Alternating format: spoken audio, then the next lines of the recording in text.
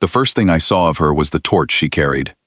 Not the delegation from the border villages, 12 men in heavy cloaks, bearing their offerings of iron and smoked grain, and the careful, frightened silence of those who had come to pay their tribute to the dragon court of Ashenvale. Not the chest of silver they set before my steward, or the rolled treaty their elder produced with trembling hands. I saw none of that first.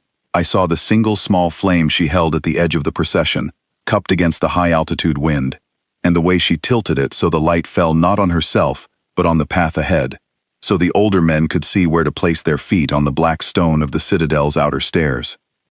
She was not meant to be part of the delegation at all. I learned that later from my steward, Draven, who had catalogued every soul who passed through my gates that evening.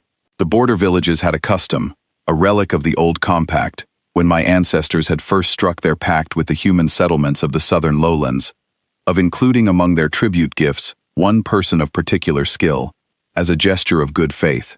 A healer, usually, or a scholar, someone of use to the court. This year's delegation had sent their healer. Her name was Saren, and she had apparently argued against coming, had told the village elder there was no reason a healer was needed among stone lords who could not fall ill, and that her patients needed her more than my court did. The elder had insisted. She had come. This information reached me 3 hours after the delegation's arrival, while I sat in the High Council chamber with my lords and listened to the border tribute being officially recorded. Draven placed a small written note beside my hand, without interrupting the proceedings. I read it. I set it down. I returned my attention to the iron tallies. But I found, before the hour was out, that the note was still in my hand. I had ruled Ashenvale for longer than any of my council could comfortably remember.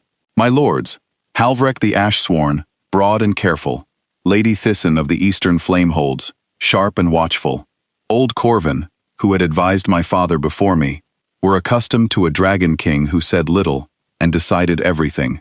They were accustomed to tribute nights passing without note, the gifts catalogued and stored, the delegations housed for a night and released at dawn. Nothing from the south had made me pause in more years than any of them would have thought to count. The note was still in my hand when the chamber cleared. I told Draven to have her shown the guest quarters, the same as the rest of the delegation, and that she was free to return south with them in the morning if that was her preference. And then I went to the forge hall, as I did most evenings, to think where no one would find me. The forge hall was the oldest part of Ashenvale. My ancestors had built the citadel around it, working outward from the deep volcanic vent where the first Dragon King had called down fire to seal the compact with the mountain. It was not used for forging anymore. It was simply the place where the old heat still lived, where the walls were black basalt worn smooth by centuries of contact, and the air tasted of deep earth, and I could breathe in a way I could not breathe in the council chambers or the audience halls. I had been coming here alone since before my first transformation. The forge hall knew me, and it required nothing. I was there perhaps half an hour when I heard footsteps. Not the heavy, measured tread of any of my court. These were lighter and deliberate in a different way. The careful placement of someone navigating unfamiliar ground in near darkness without panic. The torches in the forge hall's outer corridor were kept low. I had never bothered to order them brightened, since I did not need the light, and my court knew better than to follow me here. Whoever this was had come in from the outer passage, and was moving toward the hall's main archway, by feel and by the faint heat glow that seeped through the ancient stone. I did not announce myself. I stood in the shadows of the great central vent and waited. She came through the archway carrying that same small torch, or one like it, and stopped when she saw the scale of the room. I watched her take it in, the vaulted ceiling 3 stories above, the basalt columns worn to a deep volcanic sheen, the slow red pulse of the heat vents in the floor. Her face did not show fear. It showed something more careful than that, the particular attention of someone cataloging what they did not yet understand. After a moment, she said, without looking toward where I stood, "I apologize if this is forbidden. The door was unlocked, and your citadel guide did not mention this room, which made me curious. I'll go back." "Stay," I said, before I had decided to. She turned toward my voice without startling. Her eyes found the darkness where I stood, with the precision of someone accustomed to locating the source of a sound in the dark. A healer's habit, I would come to understand, honed in night rooms where the sick called out, and she had to move without light. I didn't mean to intrude. You haven't. I stepped out of the shadows. This room is not forbidden. It is simply not found. She looked at me the way very few people in my experience had ever looked at me, with the assessment of someone who had decided on steadiness before they arrived, and who was now checking their decision against the fact of me, and finding it held. I was not in the ornamental armor I wore in the audience halls. I wore only the plain dark coat of the forging hours, and my height and the breadth of my shoulders were their own statement without any additional ceremony. And yet she looked at me, and she did not look away, and she did not bow. After a moment she said, "You're the Dragon King." "I am." "Then I really should apologize for following the heat into your private space in the middle of the night." A pause. "Though I notice you said stay, so perhaps the apology can wait." Something shifted in me at that, not my dragon's instinct, which I had learned to govern and to set apart from my waking decisions. Something older and quieter, a warmth behind the sternum that had no explanation in anything I had felt before, like an ember that had always been there, deep in the chest, that had simply never been given air until this moment. I did not name it. I dismissed it as the heat of the forge hall, and I gestured for her to come in. She moved through the space without the stiff, performance-quality reverence my court visitors always produced in the presence of anything connected to dragonfire. She moved with the same thoughtful attention she had given the doorway, touching the basalt wall once, briefly, to feel its warmth, tilting her torch toward one of the deep vent channels, to watch the soft red pulse of the heat below. "What feeds it?" she asked. "The earth? The mountain? Do you use it for something, or does it simply exist?" "It has always existed," I said. "The first compact was sealed here. The fire knows its purpose." She considered that. "In our village, we have a healer's fire," she said. "It's been burning in the healer's house since before anyone living can remember. No one uses it for anything practical. It simply burns, and everyone in the village knows it, and somehow that seems to matter." A pause. "I suppose I understand what you mean." No one had ever compared the forge fire of Ashenvale to a village healer's hearth. I found I did not mind it. We talked for 2 hours that night. She sat on the low bench beside the outer wall, the only flat surface in the forge hall that was not hot to the touch, and I remained standing, which was the position I was most accustomed to in the presence of others. She told me about the southern villages, the 3 settlements her healer's territory covered, the road between them that turned impassable in the winter months, so that she had worked out a system of pre-positioned supply caches along the high path. She told me about the cases she had left unfinished, a young man with a fever she had left in the care of her apprentice, an elderly woman whose joints gave her trouble in the cold. She was not performing concern for my benefit. She was genuinely troubled about being away, and the care in her voice when she spoke of these people was the same quality of care she had shown carrying the torch for the older men on my citadel stairs. I asked her why she had come, if her patients needed her. "Because the elder asked," she said simply. "The compact matters to him. It matters to all of them. They were afraid of how this year's tribute would be received. The grain stores were thin, the iron tallies short, and I thought having someone present who could speak carefully might help." A slight pause. I didn't know what a Dragon Court healer's tribute was supposed to do, exactly, but I thought if nothing else, I could at least make sure no one was dismissed badly. "You came to protect your delegation," I said. "Someone has to." The ember behind my sternum, given air, gave off a quiet warmth that was not painful and not alarming. I breathed steadily and said nothing about it. When she left to sleep, I stood in the forge hall alone and told myself that the delegation would depart at dawn, and that would be the end of it. The feeling would go with her. These things passed. It did not pass. By the 3rd hour of the next morning, when my steward confirmed the delegation was preparing to leave, I had made a decision I had not consciously arrived at. I called Dravan to the council room and told him that the healer's contract with Ashenvale was to be extended, not as a tribute arrangement, not as a binding, but as a voluntary post with full freedom of departure whenever she chose. She would be offered the Citadel's guest quarters and access to the fortress's medicinal stores, which were substantial, and she could use them as she thought best.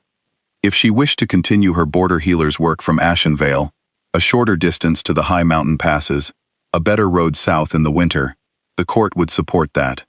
If she wished to go home immediately, she would have my escort and my thanks, and the compact with her village would be honored regardless. And if she declines the post? Draven asked, in the careful tone he used when he was actually asking me something else. Then she goes home, I said, with my escort and my thanks. Draven recorded this without comment. He was a careful man, and he had long ago learned not to comment on the things I did that surprised him.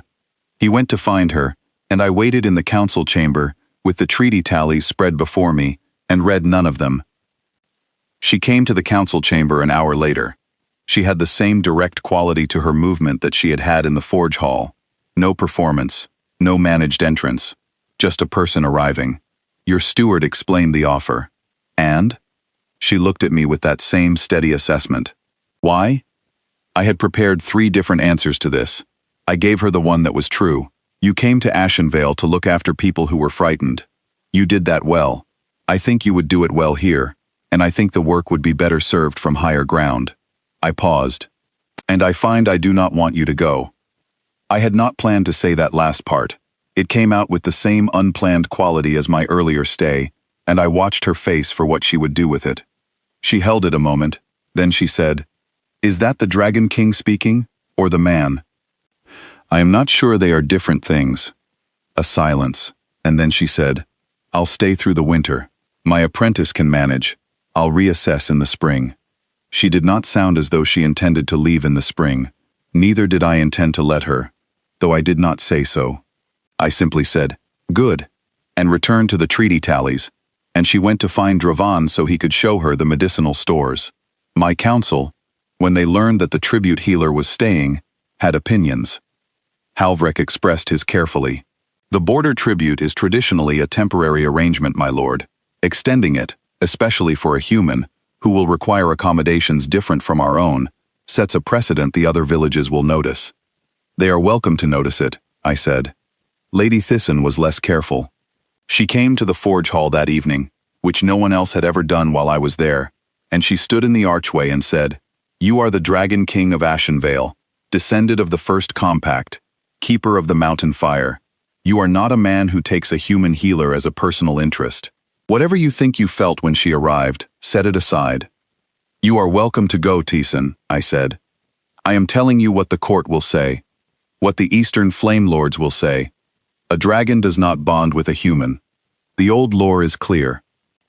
"The old lore," I said, "was written by men who had never tested it." She left. I stood in the forge hall and felt the warmth behind my sternum, and did not attempt to reason it away again, because I had tried that for 3 days now, and it had not gone anywhere. Saren, for her part, appeared to be entirely unaware that she was causing a political problem.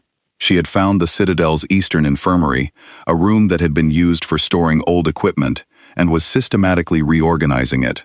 She had introduced herself to the small permanent staff of Ashenvale's non-military household, none of whom were dragons, and had apparently had a long conversation with the head cook about the altitude's effect on wound healing and the specific herbs that could be grown in the Citadel's sheltered southern courtyard. She had sent a careful letter to her apprentice. She had also, I learned from Draven with some bemusement in his voice, asked permission to visit the wolf kennels on the fortress's lower level, not because she had any business there, but because she had noticed on her arrival that one of the great mountain wolves kept there was favoring its left foreleg, and she wondered if it would let her look at it. I went to the kennels myself that evening. She was sitting on the floor of the largest pen, the mountain wolf, Grath, who was the oldest of the fortress animals, and who had bitten 2 of my soldiers in the last year, and who I had been considering having moved to a less populated section of the hold, was lying with his massive head in her lap. He was asleep. She looked up when I came in. His left rear pad had a thorn fragment lodged deep in the tissue, she said, quietly, so as not to disturb the wolf. "I got it out. He'll need it kept clean for a week, but he'll be sound." She glanced down at Grath's sleeping face. "He's quite gentle. Once you show him you're not alarmed." "He bit 2 of my men. Were they alarmed?" I crouched down, which is an unusual position for me, since it is not the position of a dragon king receiving a report, and looked at the wolf, who was breathing slowly in her lap with the complete trust of an animal that has made a decision it is satisfied with. The ember in my chest was steady and warm. "He hasn't let anyone near him in 8 years," I said. "He was lonely and in pain," she said. "Pain makes things difficult." Once the pain was addressed, the rest followed. I looked at her. The keep's low lamplight was on her face, and she was watching the wolf with a tenderness that was not performed for my benefit, and not directed at me, and was not in any way diminished by either of those facts. She was simply that way, a person who looked at a thing that needed care and gave it care, as naturally as breathing, without an audience or a return. The warmth in my chest became something I could no longer call heat from the forge hall, and I did not try. I said her name, Saren. She looked up. I said, "I have not thanked you for coming. You offered me good working conditions, and a better road south," she said. "I think we're even." "No," I said, "we are not." And then, because I was not accustomed to explaining myself and did not know how to begin, I said goodnight and left the kennels, and spent the remainder of the evening walking the citadel's upper battlements in the cold and the dark, and thinking about things I did not have a language for. There was a moment, about 3 weeks into her stay, that I did not intend to witness, and that I have thought about more often than anything else from that period. I had come to the Eastern Infirmary for no reason I could have named plainly. I did not inspect the infirmary. That was Dravan's province. But I had walked down the eastern corridor in the afternoon, and the door was open, and I had looked in. Seren was working, a young man from the household staff, one of the stable hands I would learn, who had caught his hand badly in a pulley mechanism 2 days prior, was sitting on the treatment bench with his forearm braced on the table. The injury had been dressed already, but there was a secondary infection beginning, the kind that can take hold quickly at altitude, where cold air and stone dust find their way into every wound, and she was cleaning it with the particular careful thoroughness that I had come to understand was her standard. The young man was frightened, not of her, of the injury, of what it might mean for his work, of the specific vulnerability of sitting with a wound that was worsening and not knowing its direction. I recognized the quality of the fear because I had seen it in men before battles that they were not certain they would survive, and it was the same thing in a different shape, a person bracing themselves against an outcome they could not control. She talked to him while she worked. I could hear her from the corridor, not the words at first, just the register of her voice, which was even and practical and unhurried, and which had within it none of the compensatory warmth that people sometimes perform for the frightened, because they do not know what else to do. She was simply talking to him, and the conversation she was having was about his work, about the horses he cared for, their names, their habits, which of them were difficult in the cold mornings, and which ones were steady. She was asking questions and listening to the answers, and the young man was answering, and somewhere in the process of answering he had stopped bracing against the outcome, and had begun simply being a person in a room, talking about horses he was fond of, which was a much easier thing to be. When she finished the dressing, she said, "Come back tomorrow morning. If the redness is spreading past this mark," she indicated a point on his forearm, "come and find me before anything else. If it's the same or less, we're moving in the right direction. Matter of fact, no drama, no reassurance that was actually about managing her own discomfort with his discomfort. Just the truth, clearly given." He left looking steadier than he had arrived. She turned back to the work table and began to clean the instruments, and she must have caught the movement in the corridor because she said, without turning, "Are you going to come in or observe from the doorway?" "Observing," I said, seemed less intrusive. "It's your citadel." She glanced back at me over her shoulder, and there was something wry in the look that I was beginning to understand was one of her registers, dry and warm at once, not sharp. "How is his hand?"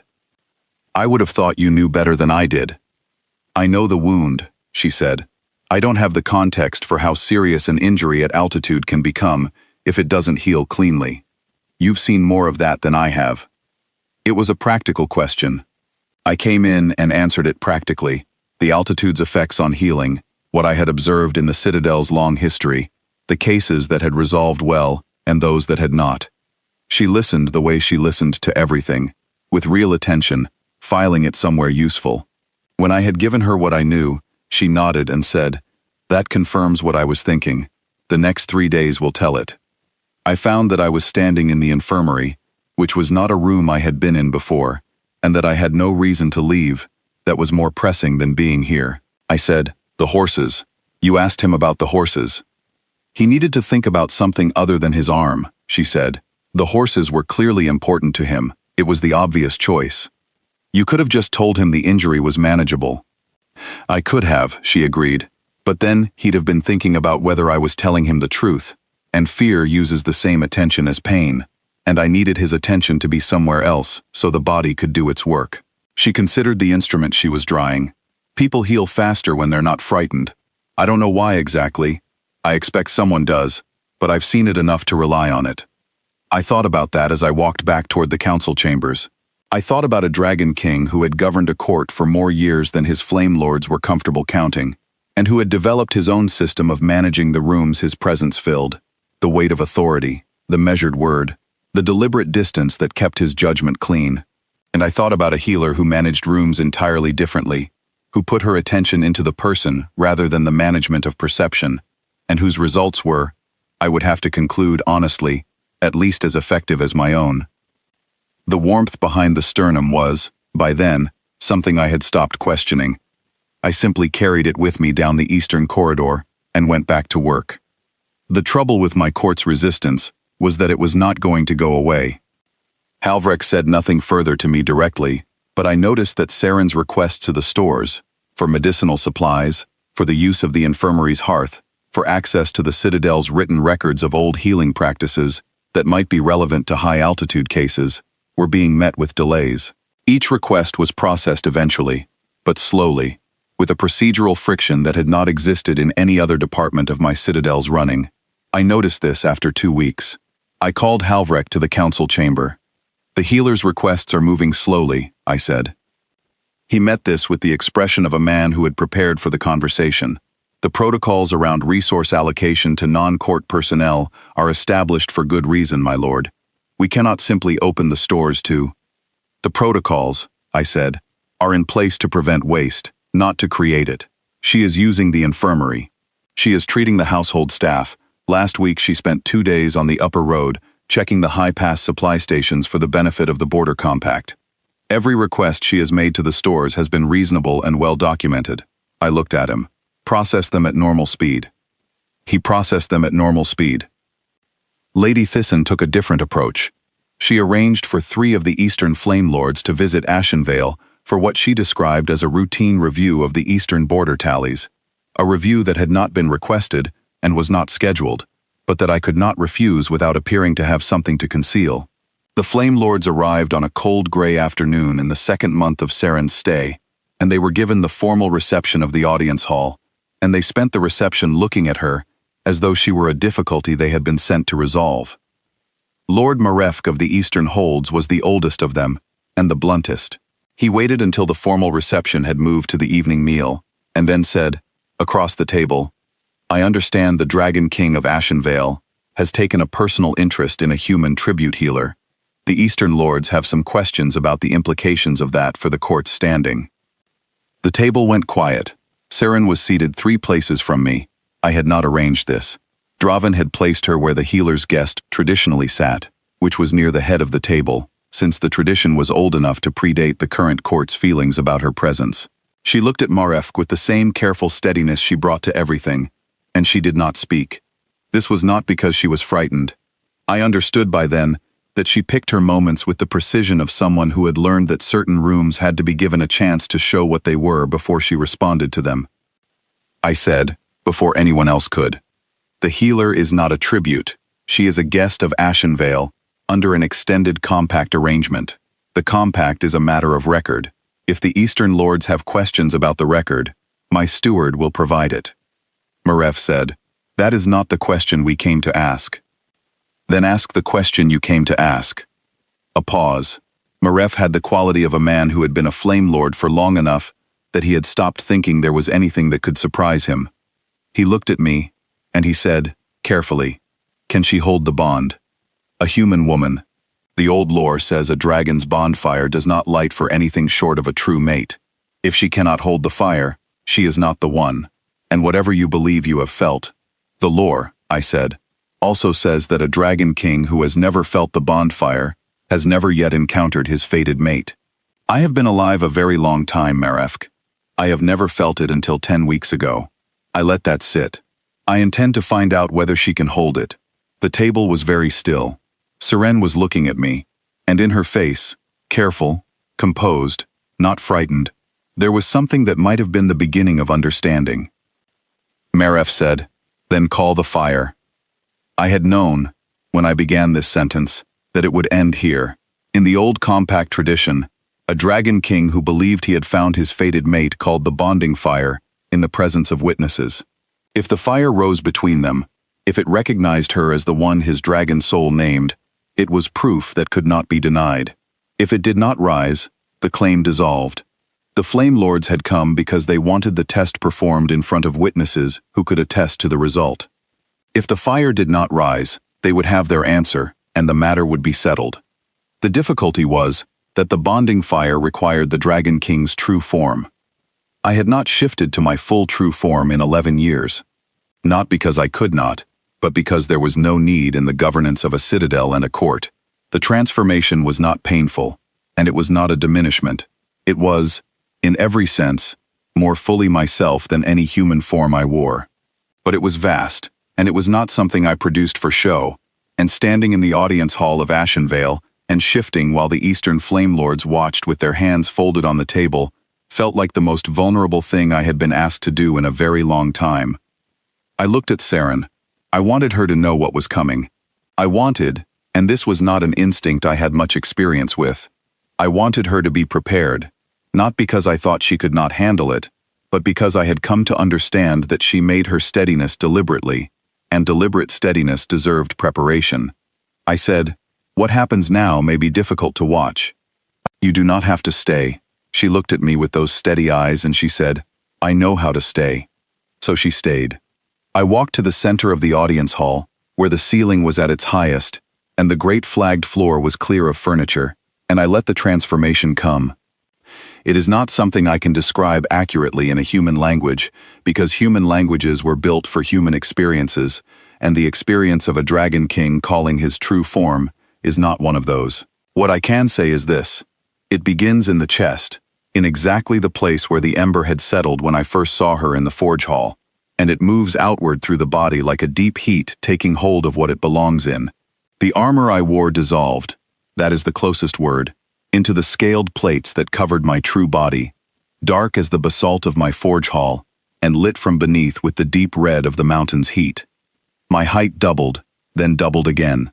My wings came out in the great vaulted space, partially folded because the hall could not contain their full span, and the tip of each one touched a different wall, and the audience hall, which was a large room, became small. I held the transformation steady. This was the work, holding the full form still in a human space, keeping my awareness present and my will clean, so that I was not a great creature in a room, but the Dragon King who happened to be, at this moment, in his true form. It was steady, and it was known, and I looked through the changed eyes of my true form at the room around me. Halvrek had stepped back, Tieson had not, which I noted. Marefk and his fellow lords were very still. Seren had not moved. She was standing 3 paces from where I had been standing, and she was looking at me, at my true form, with the same careful attention she had brought to the forge hall, to Grath in the kennels, to the basalt wall and the vent heat below. She was assessing. She was not performing courage. She simply was not afraid in the way that fear announces itself. She had the quality of a person who had been in the room with things larger than themselves before, a difficult birth, a high fever in the night, a death that needed meeting with clear eyes, and had learned that what was required was not the absence of feeling, but the decision to be present regardless. She took 1 step toward me, then another. Marefk made a sound, a warning, or a protest, or surprise. No one moved to stop her. No one, I think, was quite sure what they were watching. She came to stand before me, and she looked up at the ridgeline of my jaw, which was above her head by a considerable distance, and she raised her hand slowly, not tentatively, but carefully, the way she had reached toward Grath before she touched him, and she laid her palm flat against the scales at the side of my jaw. The bonding fire came without warning. It rose between her hand and my scales, as a pillar of gold flame that contained no heat, or rather, that was only warmth. The warmth of the ember that had been living in my chest since the night in the forge hall, suddenly given form and space and visibility. It was old fire. It was the compact's fire, the mountain's fire, the first Dragon King's fire, and it recognized her with a clarity that made everything else in the room go distant and unimportant. Her hand on my jaw, the fire between us, naming what I already knew. I had read the old compact lore when I was young. My father had made me study it, as he had made me study everything that pertained to the rule of Ashenvale. I had read the descriptions of the bonding fire, and I had thought them imprecise. A gold flame that named the mate, that burned without burning, that carried the recognition of 1,000 years of compact fire and dragon soul knowing. I had thought the imprecision was the fault of the scribes who had tried to put something true into words that were too small for it. Now I understood that the imprecision was accurate. There were no words large enough for what the fire said when it rose. It did not say a sentence. It said a whole history, every year of the mountain's keeping, every dragon king who had come before me and carried the ember without finding the one it was meant for. Every night, I had stood in the forge hall alone and felt the deep heat of the old compact and not understood what I was waiting for. All of it, named and completed, in the space of a breath. She did not pull back. She stood with her palm flat against the fire and against my jaw, and she looked up at me, and the steadiness in her face had become something else, something that was not surprise, and not performance, and not fear. It was a kind of recognition, as though she, too, had been carrying something she had not had a name for, and now the name had been given. I held still. In my true form I was very large, and she was very small, and she was standing in the gold fire with her hand against my jaw, and I held absolutely still, because she had chosen to stay, and this was what staying looked like, and it deserved to be honored with the stillness of something that knew what it held. The gold fire held for a long moment, steady and visible to everyone in the hall. Then it settled, not extinguishing, but drawing in, taking up its true home in the place it had always been, in the chest of the Dragon King, and in the hands of the one his dragon soul had named. I held the true form a breath longer, then I let it give way, slowly, to the human shape the court knew. The audience hall was very quiet. Merevk was the first to move. He stood from his chair, slowly, with the weight of a man who is adjusting a great number of assumptions, and he bowed, not the shallow acknowledging bow of a flame lord to an equal. The full bow, one fist to the floor, head down, that the old compact tradition reserved for a Dragon King's confirmed fated mate. The other two lords followed. Halvrek stood very still for a moment, and then he bowed too. Lady Thiessen, who had been watching the whole of it with an expression I could not fully read, crossed the hall, looked at Saren for a moment with something that might have been reassessment, and lowered her head. "The fire names you," she said. "The court accepts what the fire names." It was not warmly said, but it was said truly, and in Thiessen's case, that was more than I had expected, and I held it as what it was. I crossed the hall to where Saren was standing. She was looking at her hand. The warmth of the bonding fire had left no mark on her skin, or rather, it had left no damage, which was different from leaving no mark. There was a slight luminescence to her palm that I suspected would last some days, the way the mountain's fire sometimes lingered in stone it had touched. She was looking at it with a healer's attention, cataloging what was present and what was not. "Are you all right?" I asked. "Yes," she said, and looked up. "Is it always gold?" "I don't know," I said. "I have never called it before." A pause. She looked at me with the steady eyes that had held me since the forge hall, and then she said, "I have a young man with a fever I left in the care of my apprentice. I need to get word to him that I'm staying longer than I thought." Something moved through me that was warm and wide and had nothing to do with fire. "I'll have Draven arrange a fast rider," I said. "He can carry a letter south this week." "Good." A pause.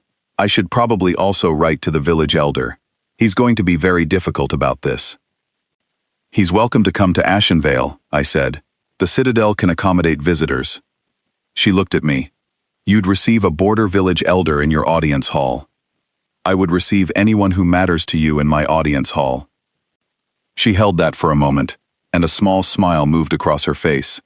Not the managed smile of performance, but the kind that happens before a person can decide whether to show it. That's going to make diplomatic planning very complicated, she said. Yes, I said. I expect it will. And then, because the audience hall was still full of flame lords and council members, and a steward making careful notes, and because she had just held steady through something that would have broken most people I had known, I said only, "Come to the forge hall tonight. We can talk there, away from all of this." She said, "I'll find it. I've found it before." She went to write her letters, and I returned to the council chamber, and the flame lords, and the business of a court that was now operating under a set of facts it had not possessed 2 hours ago. Halvrek was scrupulously correct, and asked all the right questions about the compact tradition's protocols. Thiessen was quieter than I was accustomed to her being. Marefk, surprisingly, was practical. He had the instinct of a man who understood that a confirmed bond was a political fact, not an argument, and he directed his questions toward what this meant for the Eastern Compact, rather than relitigating what he had seen. The meeting lasted 4 hours. When it ended, the forge hall was dark, except for the heat glow of the vents, and Saren was sitting on the low stone bench with a candle she had brought herself. She looked up when I came in, and she set the candle on the floor, and she said, "I sent the letters." Good.